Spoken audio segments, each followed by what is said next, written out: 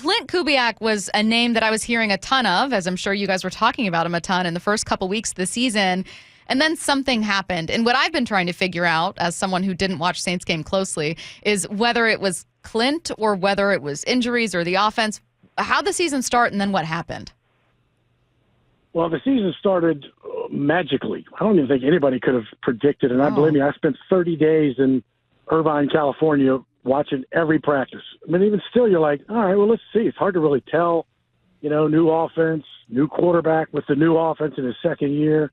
But 91 points in 2 games, one on the road against Dallas and then Carolina. I mean, we came back home for week 3 in Philly expecting this to be, you know, they were like, Klint Kubiak could have taken any head coaching job he wanted at that point.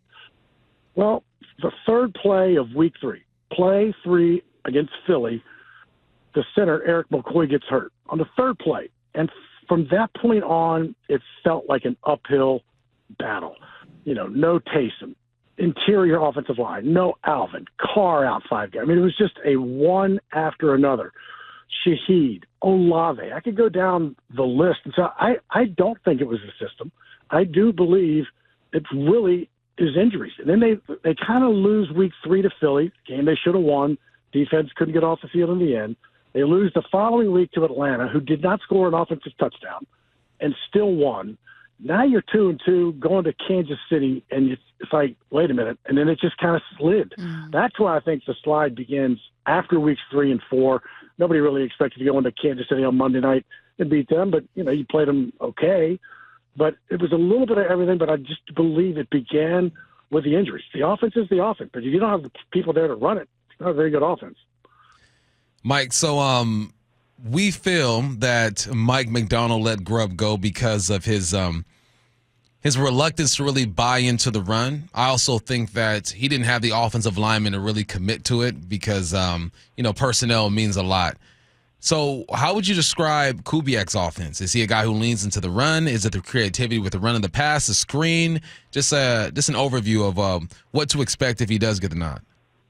So it's a wide run zone, right? And so, which we thought would be perfect. You got Alvin Kamara, who's the best. Give it to him on the outside. Let him pick.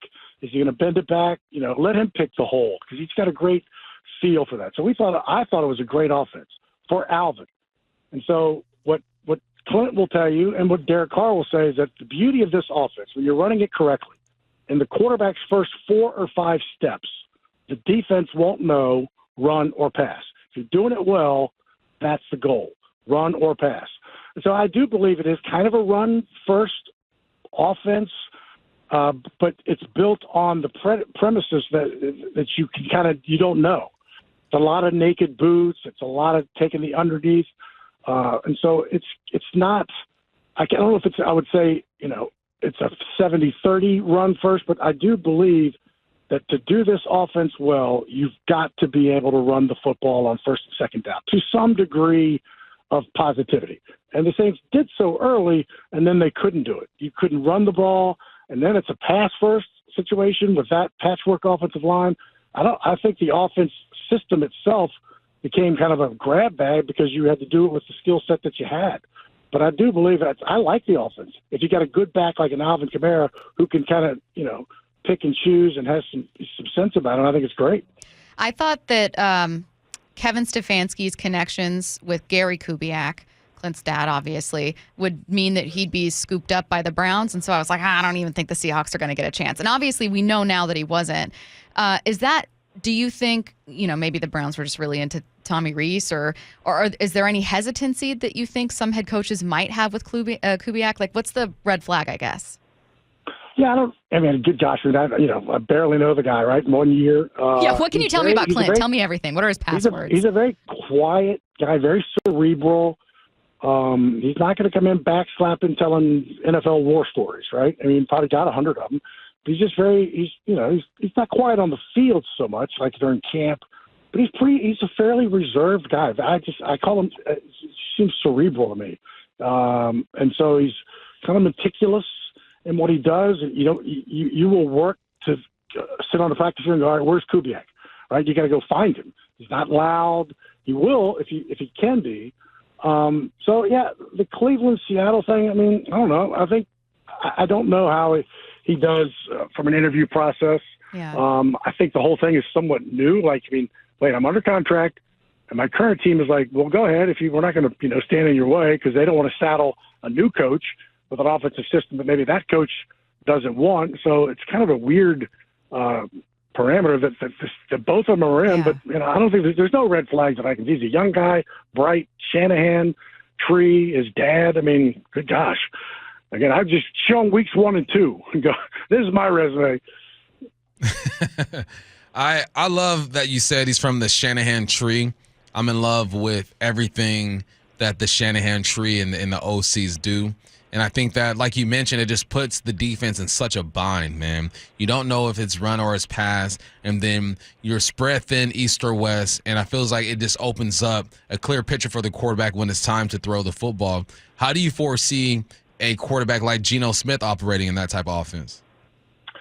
I think similar. I mean, you need a guy that's a veteran, right? I mean, that was kind of the situation that's tough for, a Spencer Rattler or Jake Tanner to come in and go, all right, here you go. Well, I didn't get, 10% of the reps in training camp and none since week 1. So that's the hard part. I think a veteran will love this offense, because it's really based upon the quarterback's ability to get out of the pocket, move.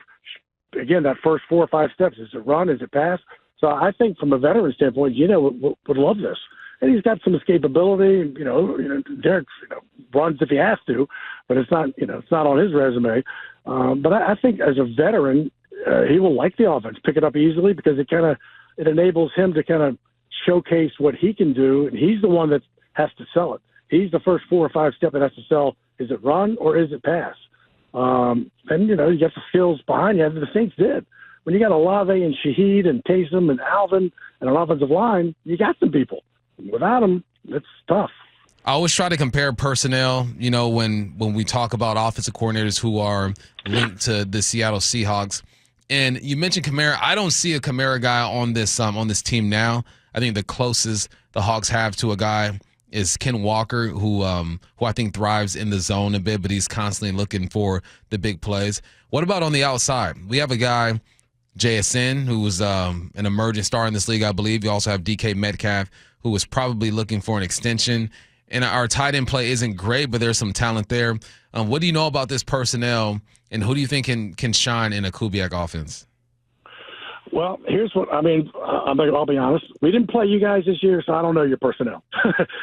That's how it goes. Fair. When you're the play-by-play guy, right? I feel you. And so, but I will tell you, in this offense, with your wide receivers and your tight ends, you better be able to block on the edge.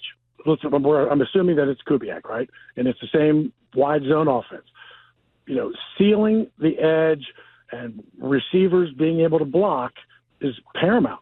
And so if they want to do it or don't want to do it, it's going to be blatantly obvious because you're out there on an island.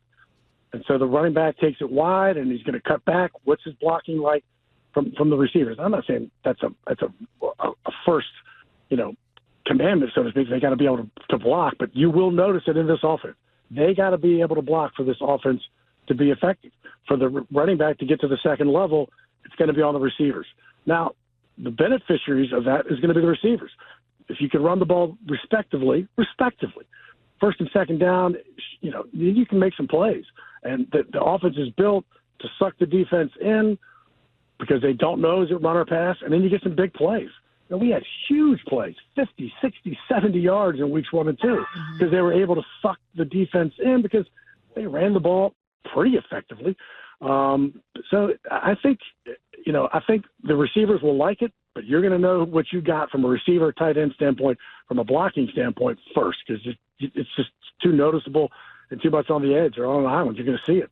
He is Saints play-by-play man Mike Haas, kind enough to join us, give us some insight here into the Saints offense under Klint Kubiak. Mike, thanks so much, man. We appreciate it. Thanks, Mike.